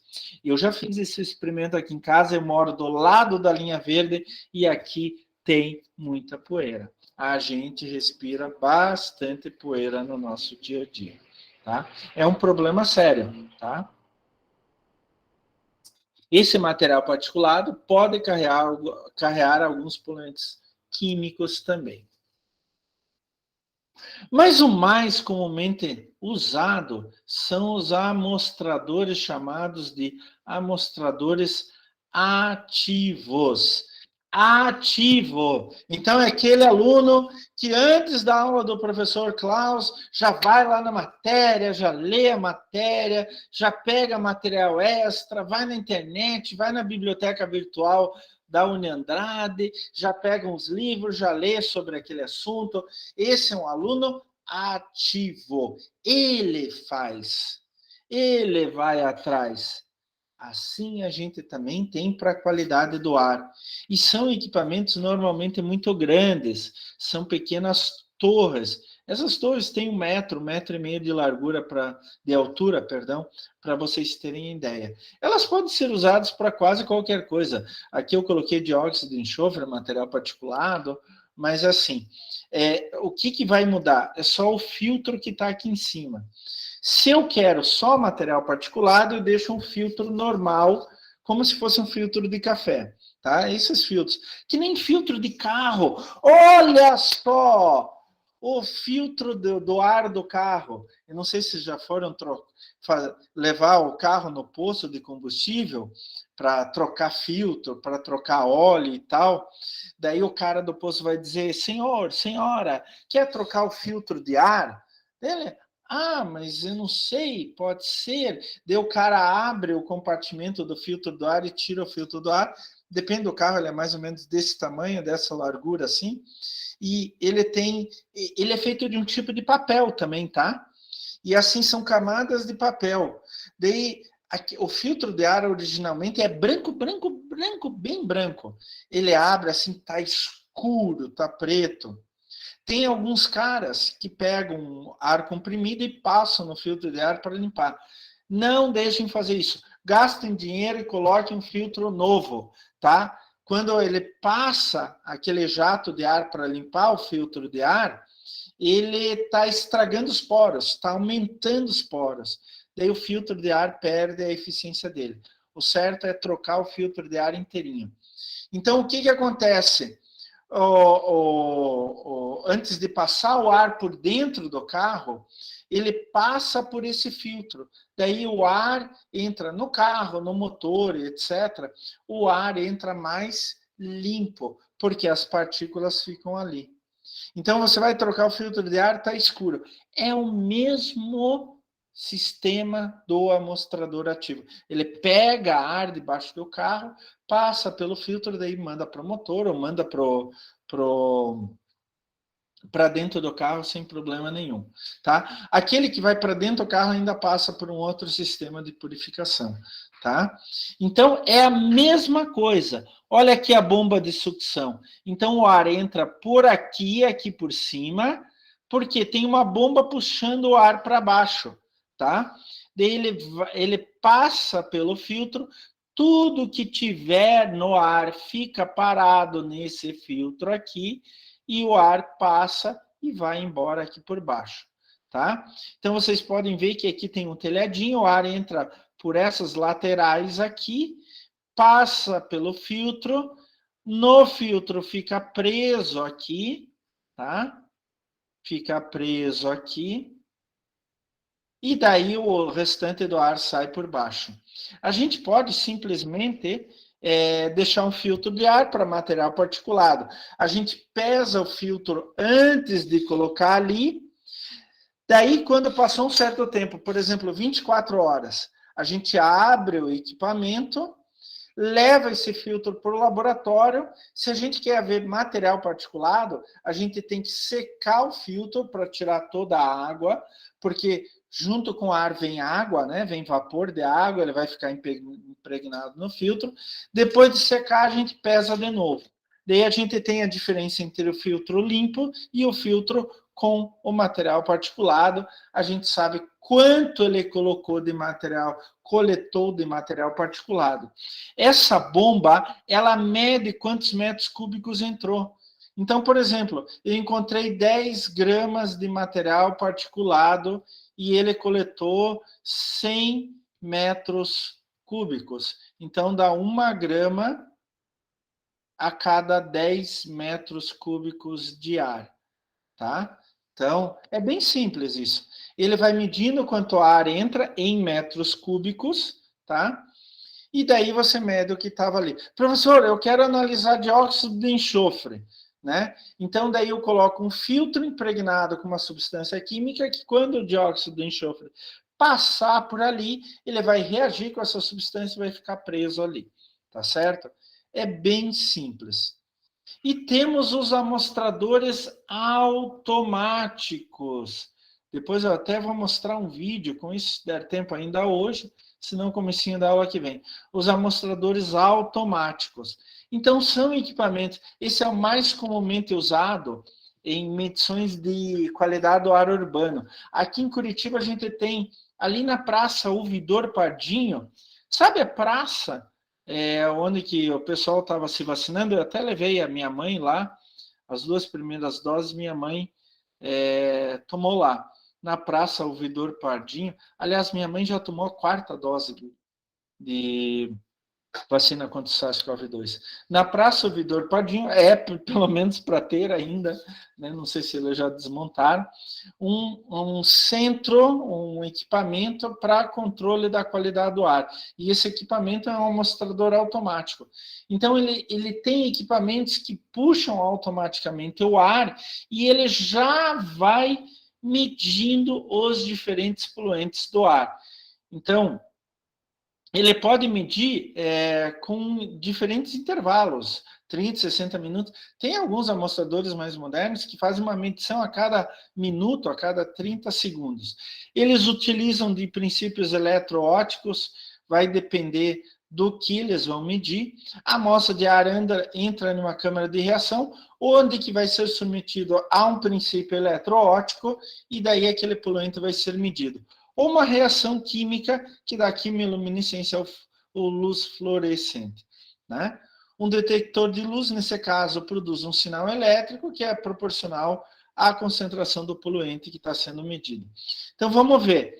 Por exemplo, SO2, o dióxido de enxofre. Ele vai ser medido por fluorescência. Então, ele capta o ar, vai para uma câmera onde que vai reagir produzindo fluorescência. Daí eu tenho um equipamento que vai captar essa fluorescência. O quanto de fluorescência tem. Quanto mais fluorescência, mais SO2 tem. Ele tem um computador interno com uma biblioteca que mede. Deu X de fluorescência. Isso é tal concentração de SO2. A mesma coisa para os NOx, para os óxidos de nitrogênio, mas é por quimioluminescência. Ele capta o ar automaticamente, entra numa câmara, faz reação, e essa reação faz com que haja quimioluminescência. Tem uma célula fotoelétrica que capta essa quimioluminescência e mede o quanto deu de quimioluminescência.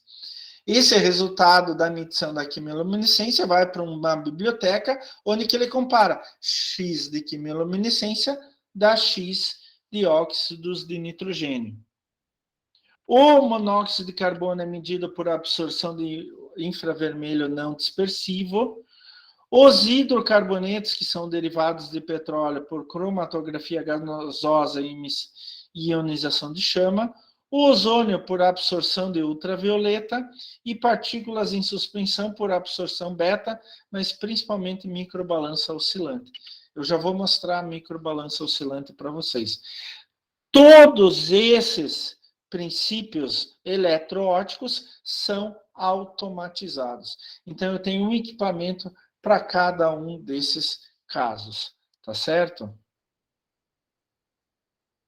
Agora vamos ver material particulado. É bem interessante isso. Material particulado ou PM10. PM10, lembrem-se que ele vai medir todas as partículas inferiores a 10 micra de diâmetro. E a gente amostra no chamado amostrador de grande volume, High Volume Sample.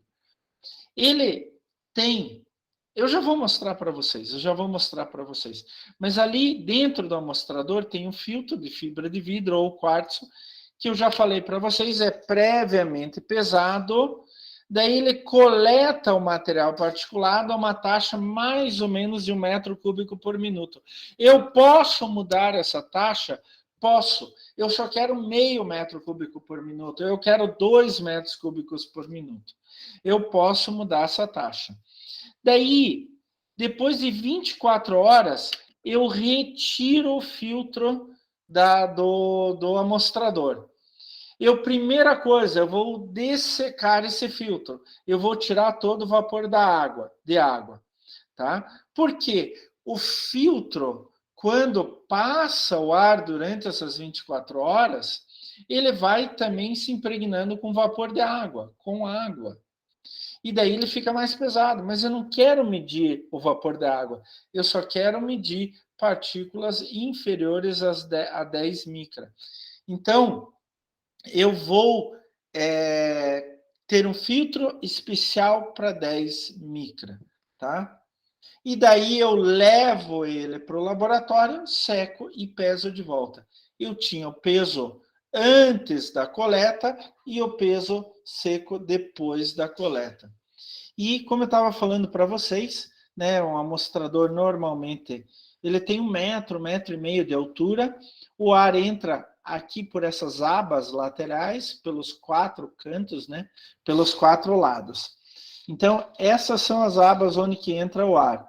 Aqui eu tenho uma bomba de sucção aqui embaixo, e aqui em cima da bomba eu tenho filtro. O filtro é para o tamanho da partícula que eu quero. Então, o ar entra pela lateral e daí ele entra num labirinto. Ele faz exatamente isso daqui. Né? Para o quê? Diminuir a velocidade do ar.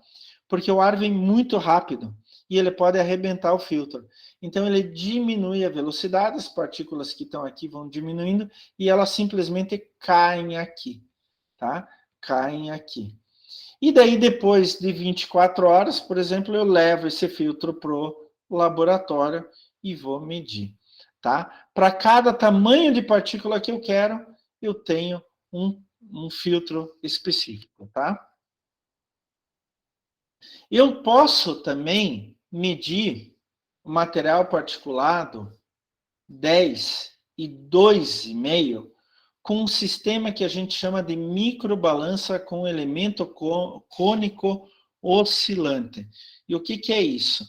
É mais ou menos isso daqui, olha. Ela é um equipamento bem menor, tá? Esse é o equipamento real, tá? É colocado em um poste. E essa parte aqui é essa parte de cima, não sei se estão vendo. Essa parte é essa parte daqui.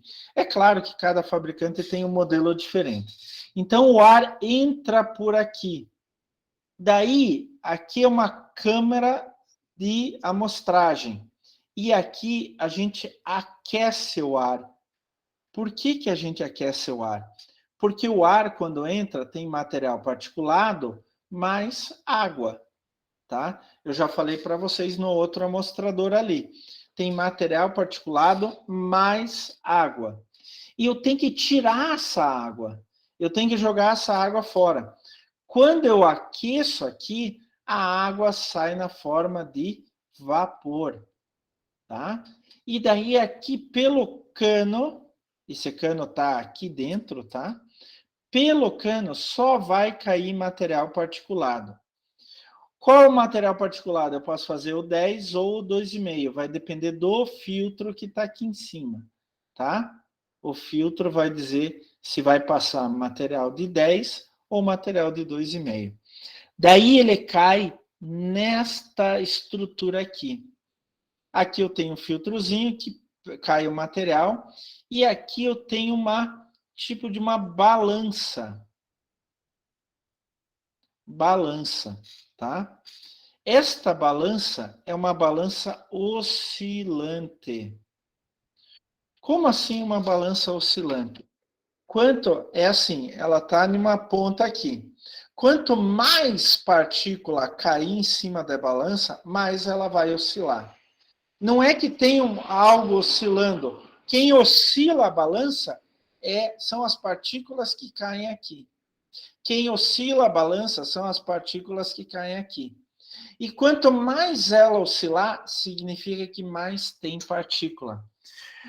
Todas essas relações já foram estudadas em laboratório. Então, ela sabe que se ela oscilar numa tal velocidade, tem X de partícula. Se ela oscilar numa velocidade muito maior, tem mais partícula. Se ela oscilar numa velocidade menor, tem menos partícula. Então, a velocidade de oscilação das partículas vai dizer quantas partículas que tem ali. Não é legal isso? Isso é genial, pessoal. O cara que fez isso devia ganhar um prêmio Nobel de Física, Química ou alguma coisa assim. Daí tem um microprocessador ali que vai medindo quanto oscila. Ele liga essas oscilações com uma biblioteca que ele tem dentro do computador e essa biblioteca vai dizer, opa, X de oscilação significa tanto de material particulado.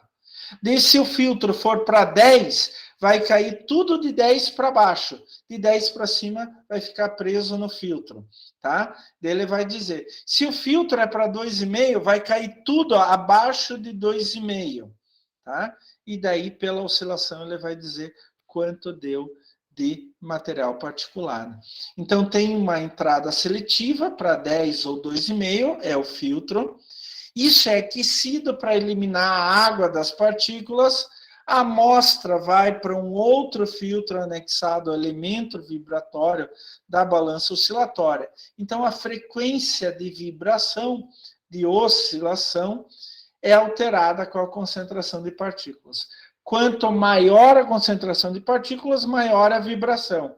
Quanto menor a concentração de partículas, menor é a vibração. Genial isso, né, gente? Eu acho demais. E daí tem um outro jeito bem simples de se medir a poluição do ar. Professor, o senhor está mexendo no seu celular, professor. Que vergonha. O professor Klaus está mexendo no celular dele em plena aula. Não, é que eu tenho isso daí no meu celular. É chamado a escala de Ringelmann ou anel de Ringelmann. Já vou mostrar meu celular aqui para vocês. É bem simples e bem genial. Ela parte do seguinte princípio, que quanto mais escuro está o ar, mais poluentes tem no ar. Então, assim, se você vê um caminhão soltando fumaça bem escura, saibam que ele está soltando ar bem poluído, tá? E daí a escala de Riemann é um papel, vocês estão vendo aqui o cara com papel aqui do lado, né? E onde que em uma das extremidades tem este desenho, tá? Então aqui tem preto, daí aqui um pouco mais claro, mais claro, mais claro e mais claro. E aqui tem um buraco no meio, tá? Tem um buraco. Esse buraco está aqui no meio. O que que o cara faz? Tem um caminhão andando ou parado, mas que esteja com o motor ligado, soltando fumaça, ele coloca na direção do caminhão e olha pelo buraco. A cor que ele vê no buraco, ele compara com a cor em volta. Quanto mais escuro, mais poluente ele é. Isso não é uma medida exata, mas ele pode ver. Opa, este caminhão tem que ser testado. Ele não pode rodar. Se ele passar pelo teste, ele volta a rodar. Se não passar, ele não pode mais rodar. É bem interessante isso. E eu tenho um aplicativo no meu celular. Opa! Eu tenho um aplicativo no meu celular que é bem legal. Eu tiro uma foto da fumaça. E ele automaticamente vai comparar com com a escala de Ringelmann que ele tem aqui dentro. Então, ele tem um processador de imagem que vai comparar a foto que eu tirei com uma biblioteca dele, tá? É bem interessante isso. Eu até vou fazer, uma hora dessas eu vou fazer isso na prática, e daí eu mostro o resultado aqui no celular, tá? Mas o anel de Ringelmann não é uma forma exata de medir a poluição por um veículo, por exemplo. Vocês podem fazer com o carro de vocês, etc. Olha aí, gente, outra tarefa para vocês. Abaixem o aplicativo da escala de Ringelmann, do anel de Ringelmann, e vejam se o carro de vocês está poluindo bastante. Né? Liguem o carro e acelerem o carro mesmo parado. Vai alguém ali, tira uma foto da fumaça e compara com a escala de Ringelmann. Olha, muito legal. É claro que para carro é mais difícil você achar uma irregularidade, mas para caminhão e ônibus é muito fácil. Eu conheço empresas que é assim, quando o caminhão vai entrar no pátio da empresa trazendo alguma coisa, ou entrar para buscar alguma coisa, o cara lá da portaria coloca o anel de Ringelmann, a escala de Ringelmann, para ver o quanto que está poluindo. Se for preto, ele nem deixa entrar. É sério, nem deixa entrar. Mais ou menos assim. Olha, mais uma tarefa para vocês verem a qualidade do ar, né? Olha, eu não estou cobrando isso não, gente. Faz quem quiser, mas eu acho interessante isso. Já dei a ideia do filtro de café, um pratinho, impregna com um pouquinho de água, bem algumas gotinhas de água, só para ficar mais fácil para a poeira ficar ali. E abaixem o aplicativo da escala de Ringelmann e vejam no carro de vocês para ver quanto que dá. Olha, 2 tarefas. Vocês já podem ver como que é a poluição do ar no caso de vocês. Como que eu analiso dióxido de enxofre? É bem legal isso daqui, através de um analisador de dióxido de enxofre. A técnica usada é a fluorescência por radiação UV. Então, é assim, é um equipamento onde que aqui vai entrar o ar que eu vou medir. Né? Aqui eu tenho uma fonte de radiação UV. Tá? E essa radiação UV entra no equipamento e reage com as moléculas de dióxido de enxofre. Tá? Ele reage. Daí eu tenho o chamado tubo fotomultiplicador. Quando as moléculas... Deixa eu ver até aqui se explica. Aqui explica melhor. Aqui explica melhor. Nesse slide explica bem melhor. Então, eu coloco o ar aqui. Aqui é uma fonte, de UV, né? Vai entrando UV. Quando o ar com SO2 entra nesse tubo junto com a radiação UV, ultravioleta, esse ultravioleta tem um comprimento de onda específico, né, 214 nanômetros. Essas moléculas de SO2, elas ficam excitadas, ficam maluquinhas, tá? E daí elas ficam excitadas e rapidamente voltam ao estado normal. Então, SO2 mais UV dá excitação. As moléculas ficam excitadas. Quando elas voltam ao normal, elas liberam radiação fluorescente com comprimento de onda 350. Radiação fluorescente com comprimento de onda 350 nanômetros. Então, é assim, o ar entra com SO2, a radiação ultravioleta entra. No caso do SO2, a radiação ultravioleta tem comprimento de onda 214. Quando ela atinge as moléculas de SO2, as moléculas ficam malucas. Mas elas ficam malucas por um pequeno instante. Faz assim, volta. Quando elas voltam ao normal, esse fato de voltar ao normal libera uma radiação fluorescente a 350 nanômetros de comprimento de onda. E essa radiação fluorescente a gente consegue medir por um tubo fotomultiplicador. Então, ele detecta essa radiação fluorescente que as moléculas de SO2 soltam ao voltar ao normal. O V aí é só para deixar as moléculas de SO2 maluquinhas. O V serve para... elas vão ficar maluquinhas. Daí, quando elas deixam de ficar maluquinhas, voltam ao normal, elas liberam uma radiação fluorescente com um comprimento de onda 350 nanômetros. E daí isso eu consigo medir. Esta radiação fluorescente a 350 nanômetros eu consigo medir por um tubo fotomultiplicador. Quanto maior radiação fluorescente, maior é uma corrente elétrica produzida. Quanto menor a radiação fluorescente, menor é a corrente elétrica produzida.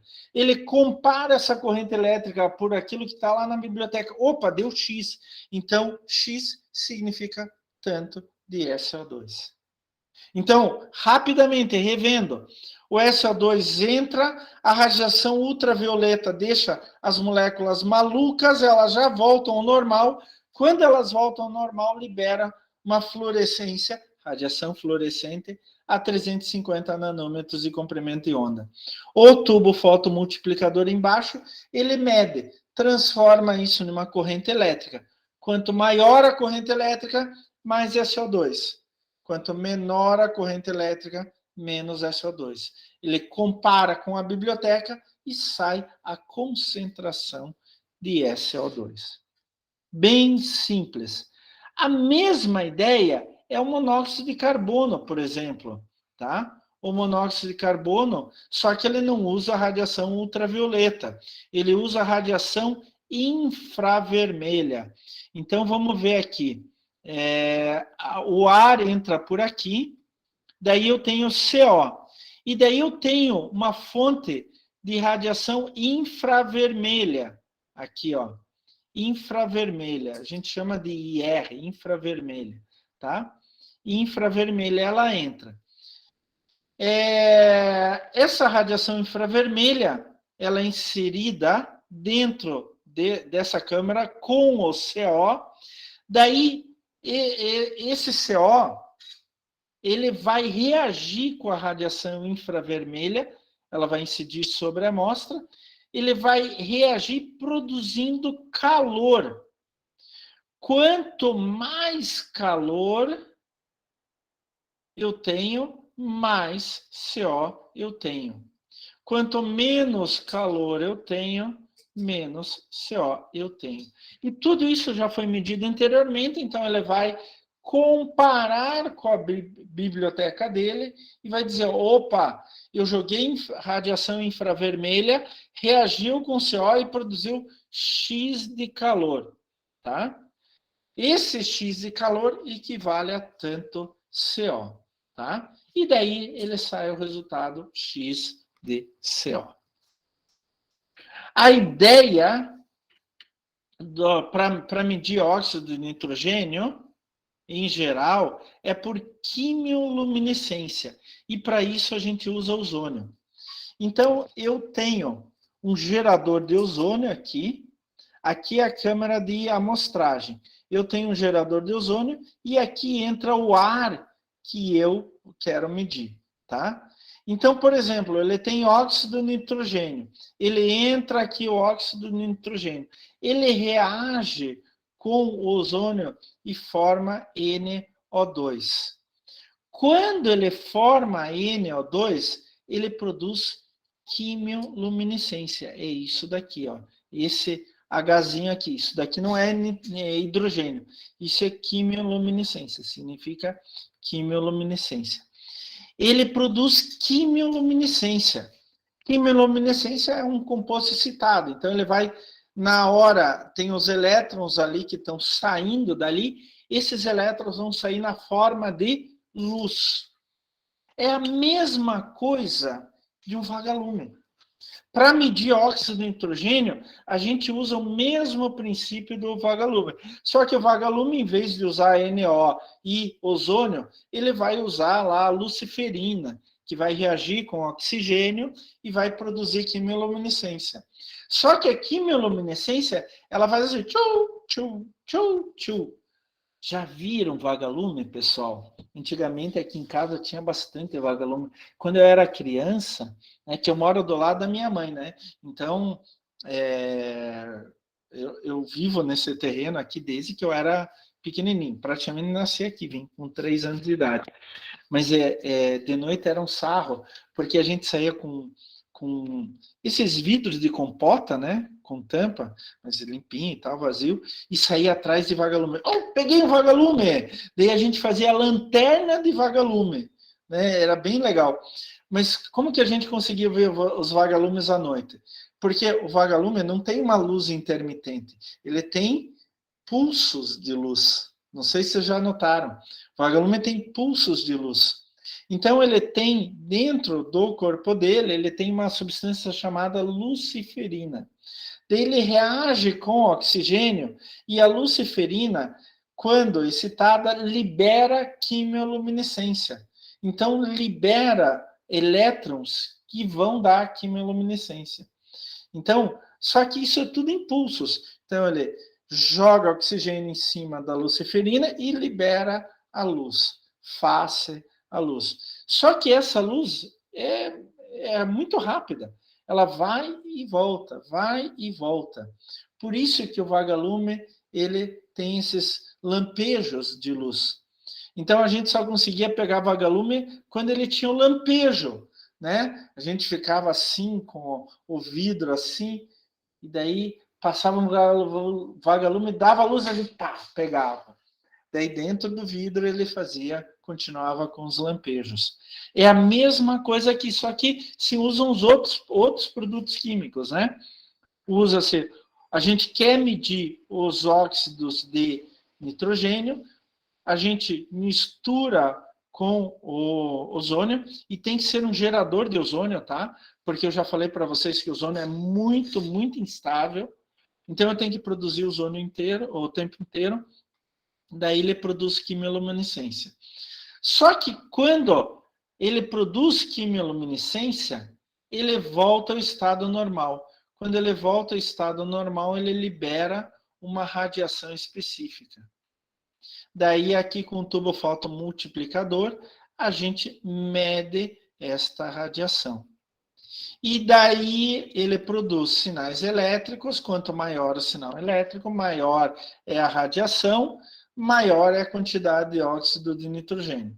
Então ele vai lá, compara com a biblioteca que tem dentro dele, e daí ele diz quanto deu de óxido de nitrogênio. E, finalmente, o ozônio, né? O ozônio, O3, ele é analisado por um analisador fotométrico de radiação ultravioleta, né? Então, aqui eu tenho, onde que entra aqui? Aqui, ó, o ar vai entrar aqui, essa é uma célula de absorção, tá? E daí aqui vai entrar a radiação ultravioleta, tá?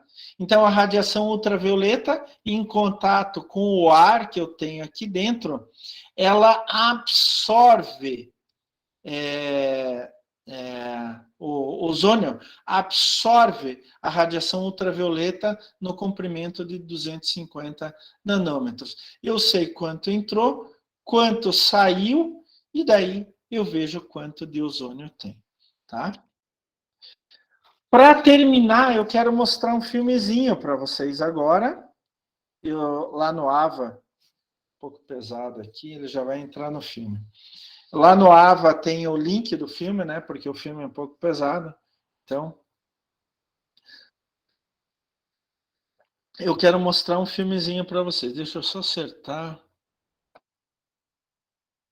o som para ficar bem alto para vocês. É sobre os amostradores automáticos que a gente usa em cidade, como tem ali na Praça Ouvidor Pardinho. Nas grandes cidades, a qualidade do ar é um problema cada vez mais sério. E medir essa qualidade depende de tecnologia. Veja como funciona.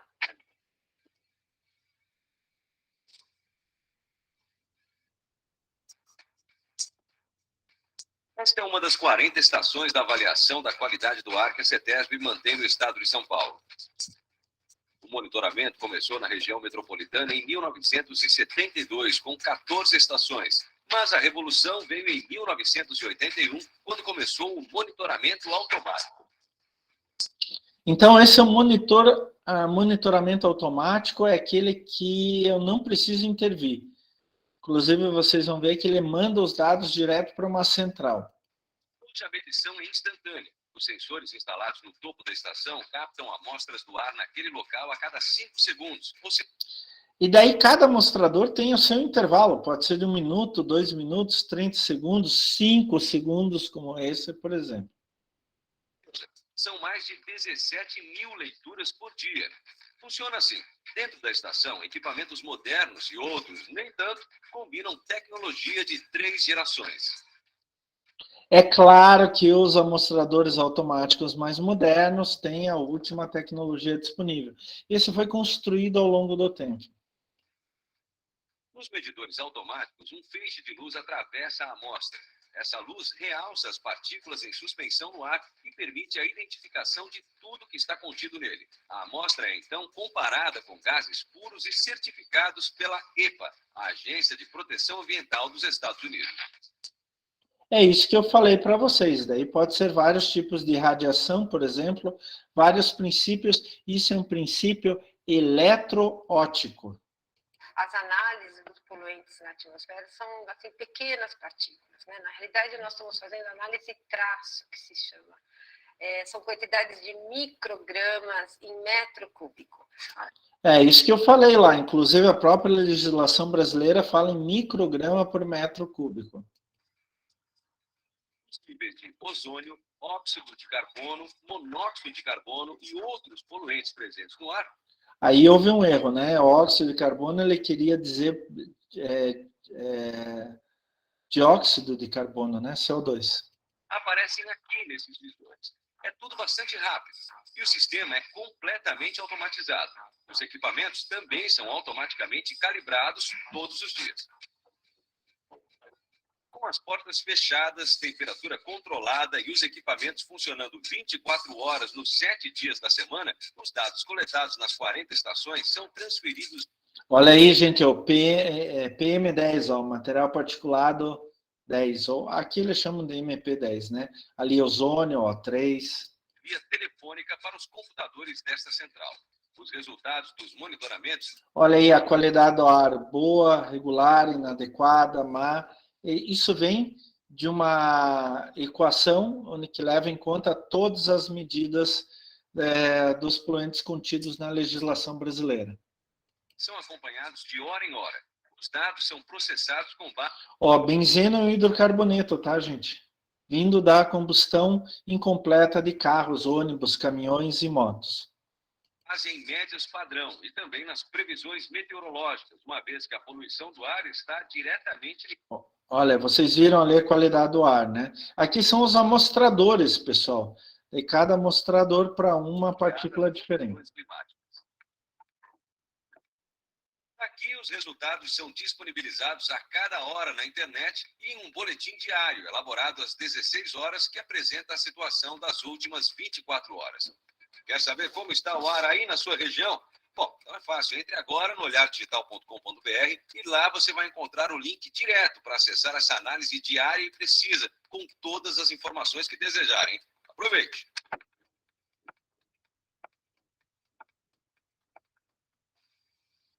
Então é isso, pessoal. Hoje, esses amostradores automáticos são uma ferramenta gigantesca, incrível, maravilhosa, para a gente saber a qualidade do ar. Isso é muito importante porque muitas pessoas têm problemas respiratórios sérios e não podem viver em qualquer lugar em função da qualidade do ar daquele lugar. Então, elas algumas vezes têm que até se mudar para outros lugares, tá, pessoal? Então, é extremamente importante a gente saber, conhecer bem isso daí. É isso, então, pessoal. Perguntas, dúvidas? Esse material vai cair na prova também, já está à disposição de vocês. Alguma pergunta? Oi, alguém está falando?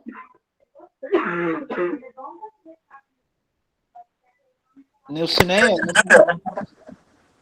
Eu acho que só está aberto o microfone dela para você. Só está aberto o microfone, sem problema. Eu achava que ela estava querendo fazer alguma pergunta. Alguma dúvida, pessoal? Nada? Ó, fale, Suelen. Alguma dúvida? Não, eu ia falar na hora que for revisar tudo, vai ter bastante. Eu, inclusive, sugiro o seguinte para vocês, pessoal, que vocês, durante o final de semana, antes da próxima aula, já vejam aqueles slides de revisão. Aliás, vocês já podem ir revisando todo o material, porque os slides de cada aula estão lá, né? Vocês já podem ir revisando todo esse material, para que quando chegar na aula de revisão, vocês não esperarem terem dúvida, vocês já apresentam a dúvida. Porque semana que vem, então, vai ser só aula de revisão. Tá? Só a aula de revisão. Não se esqueçam que semana que vem tem que entregar o relatório de vocês também, tá? Então, prestem atenção nisso, como a gente já falou no começo da aula. Então, pessoal, essa é uma semana de mais um feriadão, né? A gente vai ficar mal acostumado desse jeito, por favor. Mais um feriado.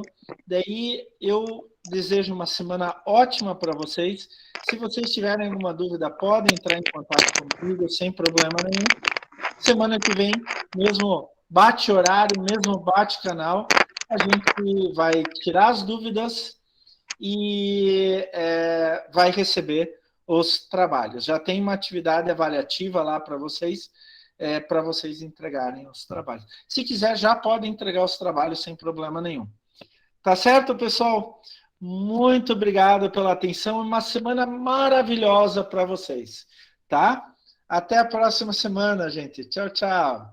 Tchau, Ótima semana, Fernanda. Eu Tchau. também. Tchau, Andriele. Tchau, Regis. Tchau, Arielle. Beatriz. Tchau, tchau. Tudo de bom para vocês. Uma grande semana. Tchau, Ana Beatriz.